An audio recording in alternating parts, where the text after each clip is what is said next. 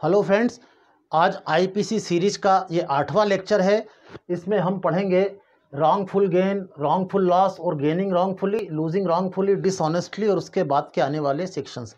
इसके पहले सेक्शन 22 में हमने मूवेबल प्रॉपर्टी की परिभाषा पढ़ी थी, जिसका सीधा मतलब था कि किसी भी संपत्ति को मूवेबल माना जा सकता है जिसे एक स्थान से दूसरे स्थान ले जाया जा सके, या जो ज़मीन से परमानेंट या स्थायी रूप से जुड़ी नहीं है, और ना ही वह किसी ऐसी चीज़ से जुड़ी होनी चाहिए जो ज़मीन से स्थायी रूप से जुड़ी हुई है। आज हम पढ़ेंगे सेक्शन 23 रॉन्गफुल गेन और रॉन्गफुल लॉस। ये संपत्ति के विरुद्ध होने वाले अपराधों में सबसे महत्व रखते हैं ये शब्द।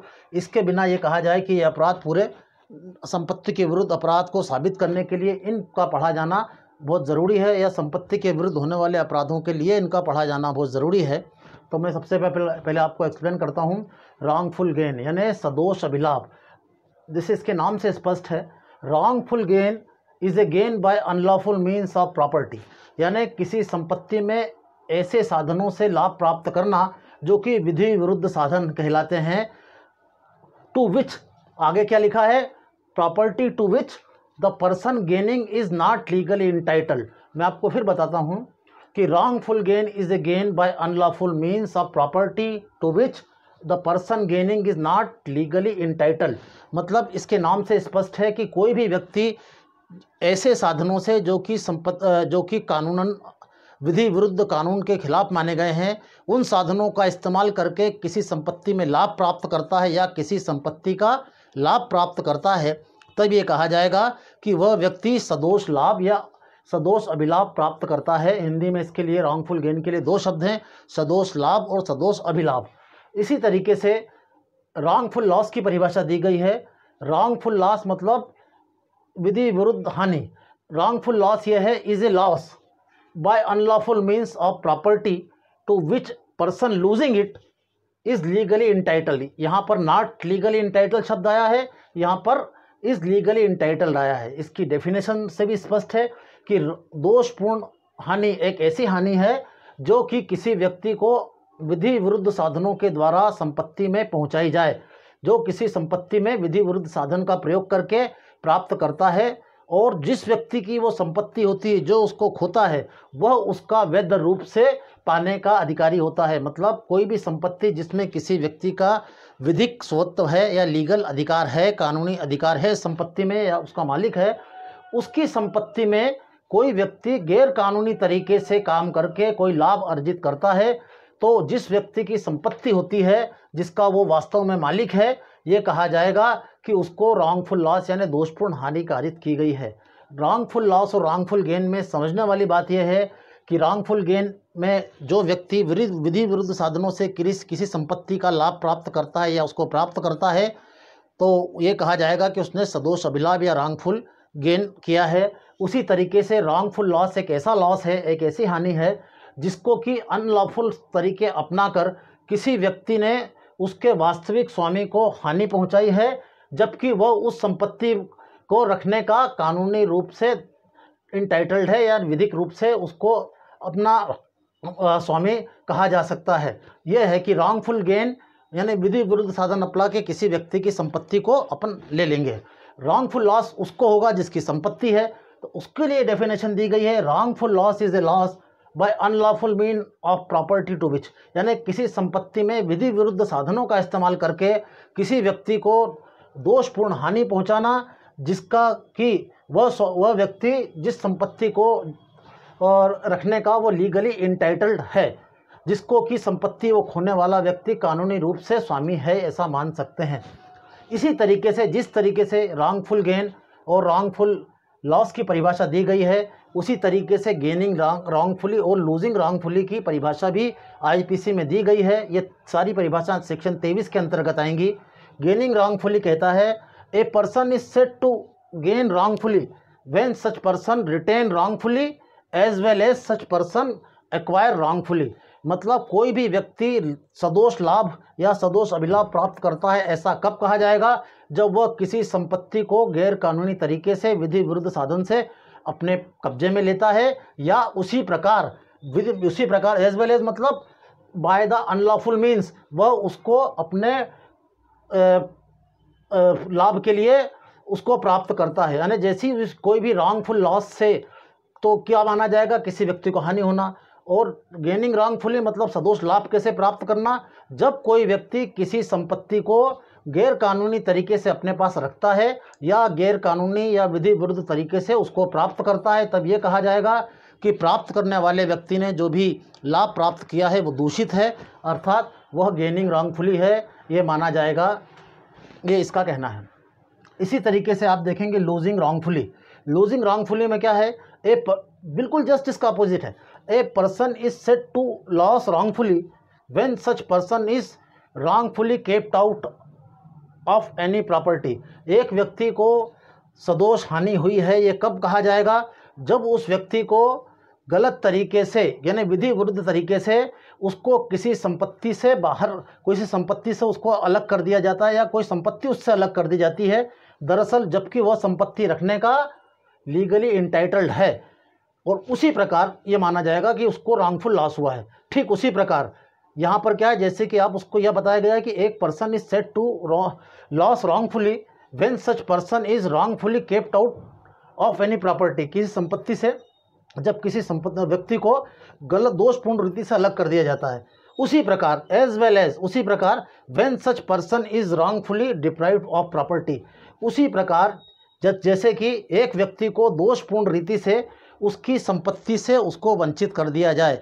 जैसे कि मेरे अपनी गाड़ी बाहर खड़ी की है, एक आदमी आया, उसके पास मास्टर चाबी है, उसने अपनी चाबी लगाई और मेरी गाड़ी को ले गया। मैंने गाड़ी खरीदी, मैं रजिस्टर्ड ऑनर हूँ, वो व्यक्ति एक चोरी करके ले गया। तो चोरी के अपराध को सिद्ध करने के लिए आपको सबसे पहले क्या होगा, जैसी मेरी बाइक लेके वो जाएगा तो उसको उद्देश्य क्या रहेगा, दोषपूर्ण अभिलाभ प्राप्त करना, मतलब रॉन्गफुल गेन प्राप्त करने के लिए वो विधि विरुद्ध साधन चोरी का इस्तेमाल कर रहा है, और उसको जिस तरीके से वो लाभ प्राप्त कर रहा है कानून की दृष्टि में, उसे उस तरीके से लाभ पाने का कोई अधिकार नहीं है। ठीक इसी तरीके से रॉन्गफुल लॉस यानी मेरी बाइक जो गई है वो अनलॉफुल मीन्स गैर कानूनी तरीके अपनाकर मुझे हानि पहुंचाई गई है, जबकि मैं उसका लीगली इंटाइटल्ड हूं क्योंकि मैं उसका रजिस्टर्ड ऑनर हूं।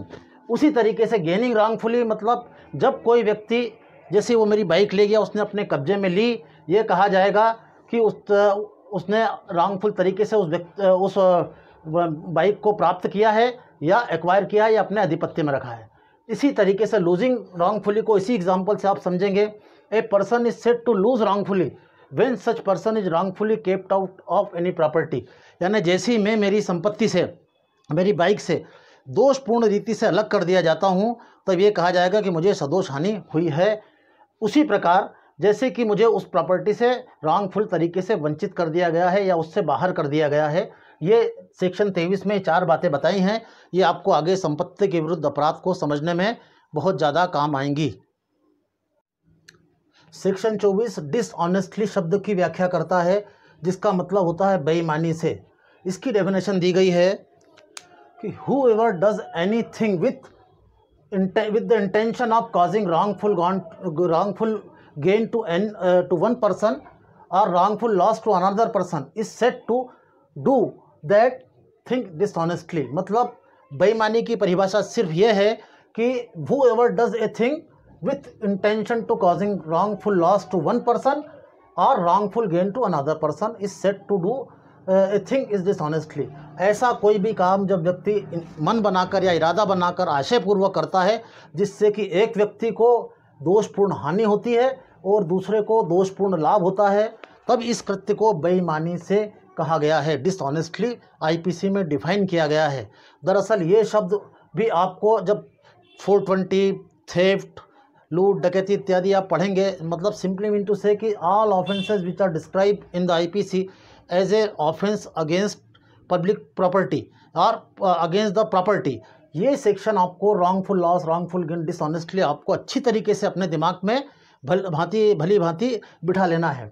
सीधा सा बात यह है। अब इसके बाद सेक्शन 25 बताता है कपट की परिभाषा। कपट का मतलब अंग्रेजी है फ्रॉडुलेंटली। फ्रॉडुलेंटली को इस तरीके से डिफाइन किया गया है, a person is said to do a thing fraudulently if does that thing with intent to defraud but not otherwise. मतलब एक व्यक्ति कपट करता है, ये तब कहा जाएगा जब वो कपट करने के इरादे से करता है, अन्यथा नहीं। सीधी सी बात है कि आप और हम रोज़ व्यवहार में इस बात को फेस कर रहे हैं कि एक व्यक्ति कहता है कि आपके पास आया और आपसे उसके मन में कुछ है, पेट में कुछ है, कुछ बात बता रहा है, कुछ छुपा रहा है। कहने का मतलब ये है कि उसका इंटेंशन क्लियर नहीं है और वो आपको धोखे में रखना चाहता है। कोई व्यक्ति आपसे कहता है कि मालूम पड़ा कि यार ये चीज़ ऐसी है, ये इतने की है, ये खरीद लेते हैं, ये कर लेते हैं, जबकि उस चीज़ की उतनी वैल्यू इत्यादि नहीं है जैसा वो बता रहा है। यदि आप उस ट्रांजेक्शन को करते हैं तो निश्चित रूप से आपको रॉन्गफुल लॉस होने की पूरी संभावना है। ऐसा कृत्य वो आपको कपट करने के आशय से मन बनाकर, इरादा बनाकर करता है तो वो कहा जाएगा कि आपसे कपट करता है, अन्यथा नहीं। क्योंकि बहुत सी बातें ऐसी होती हैं जिनके बोलने व्यवहार से कपट होता है, मतलब उसके मन में आपको धोखा देने का इंटेंशन है। आपसे झूठ की परिभाषा कहीं नहीं दी गई, डिफ्रॉड की परिभाषा दी गई है कि वो डिसऑनेस्टली आपसे कुछ पाना चाहता है और आपको बेईमानी से धोखा देना चाहता है और खुद को सदोष लाभ करना चाहता है। इसका इरादा ऐसा होना चाहिए कि वो तब कहा जाएगी कपट कर रहा। जो चीज़ अस्तित्व में नहीं है या जो उसकी ज़बान पर है वो दिल में नहीं है या उसका इंटरनल इंटेंशन ऐसा नहीं है और उसके पीछे सीधे सीधे डिफ्रॉड के पीछे क्या होता है, इंटेंशन डिसऑनेस्टली, बेईमानी पूर्वक कार्य करने के इरादे से फ्रॉड किया जाता है या डिफ्रॉड किया जाता है।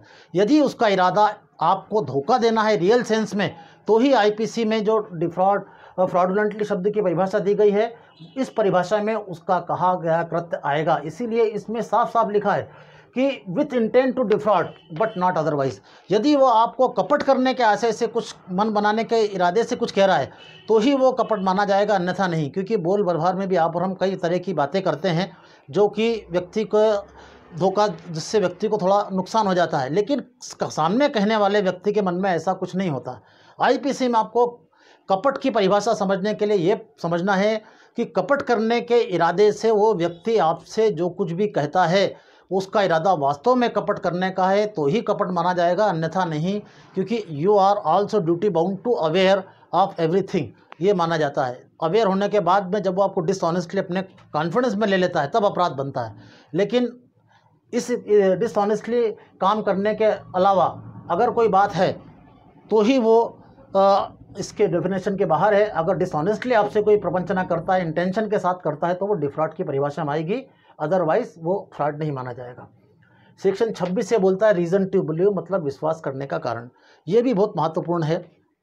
A person is said to have reason to believe, एक व्यक्ति के पास विश्वास का कारण है। यह कब माना जाएगा? A thing if he has sufficient cause to believe that thing but not otherwise. मतलब फिर से एक बार सुन लीजिए, रीज़न टू बिलीव की डेफिनेशन सीधी सी ये दी गई है, एक व्यक्ति के बारे में ये कहा जाएगा कि उसको विश्वास का कारण है। किस कंडीशन में? A thing if he has sufficient cause to believe that thing, यानी एक बात या कोई भी बात जो हुई है उस पर उसको विश्वास करने का कारण है, अदरवाइज ये नहीं कहा जाएगा कि रीज़न टू बिलीव है। ये रीज़न टू बिलीव भी आपको एक डिफेंस के रूप में आगे काम में आएगा। लेकिन यहाँ पर मैं आपको क्लियर कर दूँ कि रीज़न टू बिलीव जैसे यह है कि मैं हूँ, किताबें मैं पढ़ाता हूँ और किताबें खरीदता रहता हूँ। एक आदमी आया, बोले साहब ये आपकी किताब आई थी और ये फलाने ने भेजी है। चूँकि वो ला की किताब है और मैं उसको बिना पन्ने खोले देखता हूँ और अपने पास रख लेता हूँ।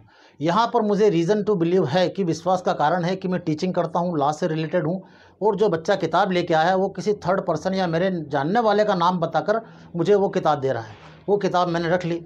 दरअसल वो किताब आईपीसी की बता के दे के जा रहा है और मैंने रख ली, लेकिन वो आईपीसी की नहीं है। उसके अंदर कुछ आपत्तिजनक सामग्री इत्यादि भरी हुई है और कोई आके मुझे पकड़ लेता है। वो किताब लेके मैं चलता हूँ और कोई मुझे पकड़ लेता है कि साहब आपके पास आपत्तिजनक सामग्री है जो कि आईपीसी के 292 सेक्शन के अंतर्गत आती है, आपके खिलाफ अश्लील साहित्य आपके पास बरामद हुआ है। अब मैंने यहाँ पर मैं कह सकता हूँ कि रीज़न टू बिलीव था मुझे, क्योंकि सामने वाले जो आया उसने कानून की बात करी, कानून की किताब दी, जहाँ से मैं किताबें खरीदता हूँ उसका नाम बताया, तो यहाँ पर रीज़न टू बिलीव मेरे पास है। लेकिन यहाँ पर ये अगर मेरे पास ये रीज़न टू बिलीव नहीं है, कोई आदमी बिना किसी प्रकाशक का नाम बता बोला सर आपकी किताब आई है ले लो, या तो मेरी किताब है, मुझे एटलीस्ट ये तो देखना पड़ेगा कि कौन लाया, कहाँ से आया, किस सब्जेक्ट की है। लेकिन जहाँ पर यह कहा जाता था साहब ये आईपीसी की किताब है, आप फलाने किताब विक्रेता से किताब खरीदते तो उसने किताब भेजी है, जबकि मैं अक्सर ऐसा करता रहता हूँ, तो यहाँ पर मुझे रीज़न टू बिलीव है। लेकिन एक आदमी कहता सर ये आपकी पुस्तक है, आप ले लो, और मैं बिना उसको देखे ले लेता हूँ, तो यहाँ पर यह नहीं कहा जाएगा कि मेरे को उस किताब को लेने का रीज़न टू बिलीव या विश्वास का कारण था। यदि विश्वास का कारण है, उस मतलब फैक्ट रिलेटेड होना चाहिए मेरे काम और विश्वास करने से और उस आदमी के कहने से, तब ये माना जाएगा कि विश्वास का कारण बनता है। ये इसकी डेफिनेशन है। इसी तरीके से सेक्शन 27 में बताए property in possession of wife, clerk और सर्वेंट, यानी किसी व्यक्ति की पत्नी, क्लर्क और लिपिक और सेवक के कब्जे में जो संपत्ति है वो उसकी मानी जाएगी। डेफिनेशन ये कहती है when property is in the possession of a person's wife, clerk और servant on account of that person, it is in that person's possession within the meaning of this code. IPC के अंतर्गत संपत्ति किसी व्यक्ति के निमित्त है ये मानी जाएगी जो यदि वह संपत्ति उसके नौकर, क्लर्क या पत्नी की मानी जाती है। सीधी सी बात है, जैसे कि मैं एक शादीशुदा आदमी हूँ, मेरी पत्नी है, नेचुरली मेरी पत्नी के पर मेरी संपत्ति का इस्तेमाल करने का हक है, या उसकी संपत्ति या मेरी संपत्ति का वो इस्तेमाल कर रही, मेरी कार का ड्राइव कर रही है, तो भले ही ये माना जाएगा कि वो योगेश द्विवेदी की कार है। यह मेरा नौकर चला रहा है या मेरा क्लर्क चला रहा है तो ये माना जाएगा कि ये उसकी कार है, जब तक कि यह साबित नहीं कर दिया जाए कि ये कार वास्तव में उसकी है। एक्चुअल होता यह है कि नॉर्मली जैसा दिखता है कि पत्नी, नौकर और आपका क्लर्क आपके काम से जुड़े होते हैं, वाइफ तो खैर लाइफ से जुड़ी हुई है, तो आपकी संपत्ति जो भी है आईपीसी में ये माना जाएगा कि ये आपकी है, भले अगर वाइफ उसका इस्तेमाल कर रही है या वाइफ के कब्जे में है। यहाँ पर टाइटल शब्द इस्तेमाल नहीं किया है, पोजेशन में है, मतलब यदि आपका नौकर के अधिपत्य में है, आपके क्लर्क के अधिपत्य में है या आपके पत्नी के अधिपत्य में है, तो आईपीसी के अर्थों में यह माना जाएगा कि यह व्यक्ति उस संपत्ति का मालिक वह व्यक्ति है जिसके कि ये पत्नी, क्लर्क और नौकर हैं। इसके एक्सप्लेनेशन में एक बात कही गई है कि यह बात महत्व नहीं रखेगी कि नौकर किसी विशेष प्रयोजन के लिए या स्थायी रूप से सर्विस में था या किसी विशेष कार्य के लिए नियुक्त किया गया था। आपका नौकर है, ये आप और आपकी है और आपकी संपत्ति पर है, तो ये माना जाएगा आपकी संपत्ति उसके कब्जे में है, तो ये माना जाएगा कि ये संपत्ति आपकी है, नौकर की नहीं है। आज के लेक्चर में बस इतना ही, और एक आपसे रिक्वेस्ट थी कि सिविल जज की वैकेंसी आ गई है और 22 सितंबर से फॉर्म भरे जाएंगे और 5 नवंबर तक फॉर्म भरने की तारीख है। 22 तारीख से मैं ऑनलाइन क्लासेस स्टार्ट कर रहा हूँ। जो व्यक्ति मुझसे इस बारे में मार्गदर्शन लेना चाहते हैं वह मुझसे मेरे मोबाइल नंबर पर या व्हाट्सएप करके मुझसे संपर्क कर सकते हैं। मेरा मोबाइल नंबर है 9229914131। थैंक यू, नमस्कार।